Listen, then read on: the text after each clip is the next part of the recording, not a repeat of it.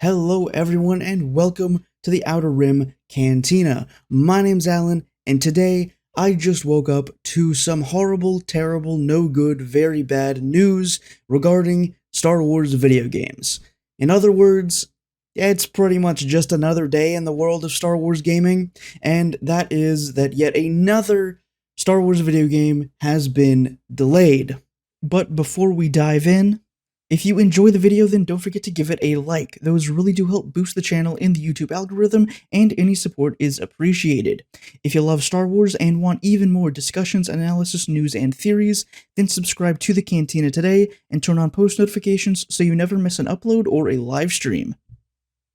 So I already posted a short about this the other day. I posted this on Instagram and my Twitter talking about this as well, but the Star Wars Knights of the Old Republic remake that was coming from Aspyr has been delayed indefinitely. Not just pushed back a year or something. No, it's just the whole project is completely put on pause. There's some really bizarre things happening at Aspyr. They ended up firing two of the game's directors. They fired the art director and the design director, and then just decided to put the entire project on pause because they're just having so many issues with the development of the game. So its future is kind of up in the air. Apparently, a couple of devs that actually still work for Aspyr said that a more realistic release date now is probably going to be like 2025, when it was originally supposed to release at the end of this year. So they were originally targeting like a late November, December 2022 release date, and now it doesn't look like that's going to happen whatsoever.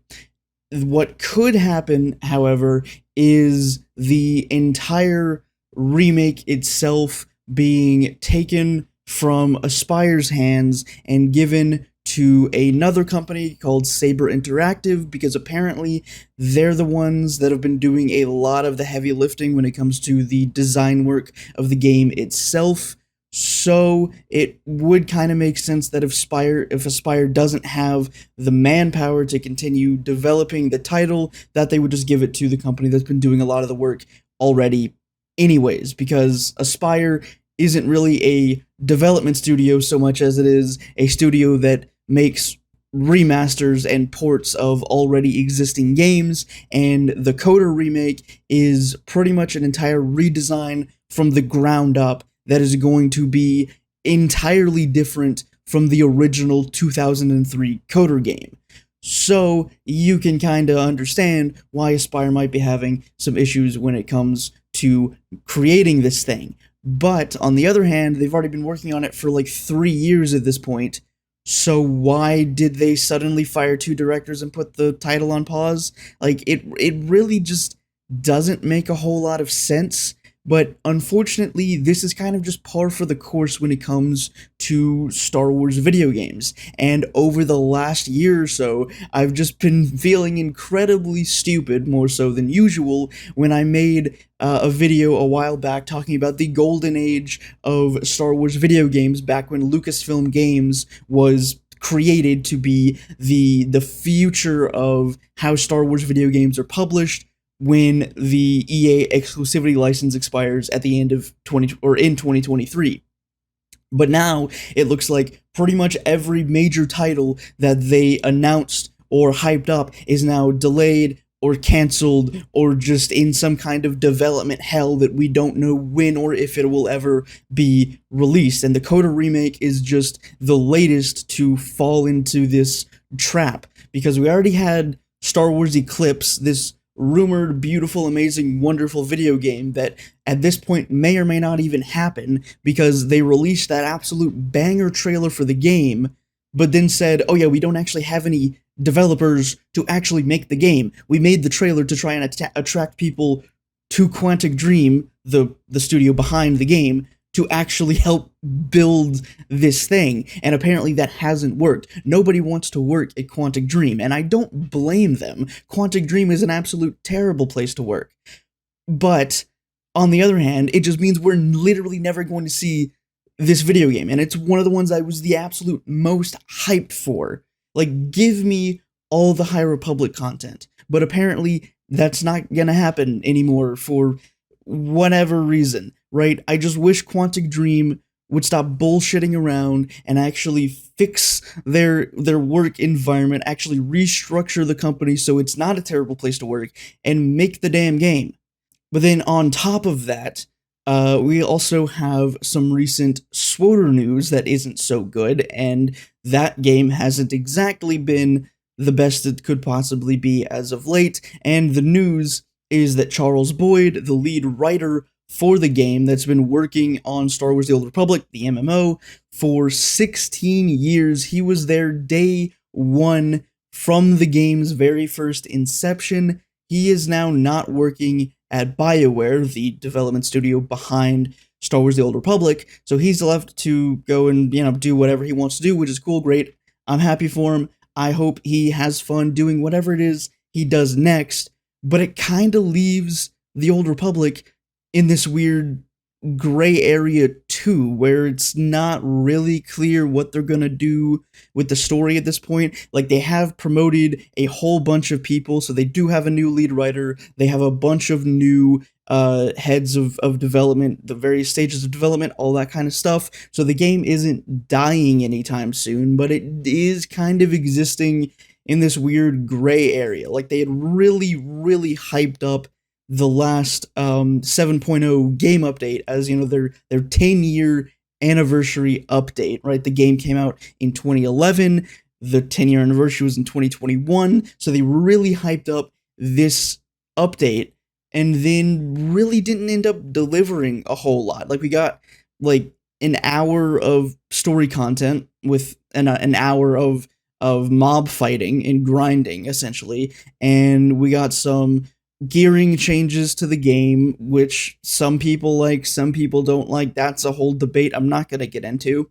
And a lot of the stuff that they promised for this update never ended up coming because the thing just ended up being delayed. And then Charles Boyd leaving just kind of leaves the story aspect of the game, which is why people really play it in the first place, in a weird spot.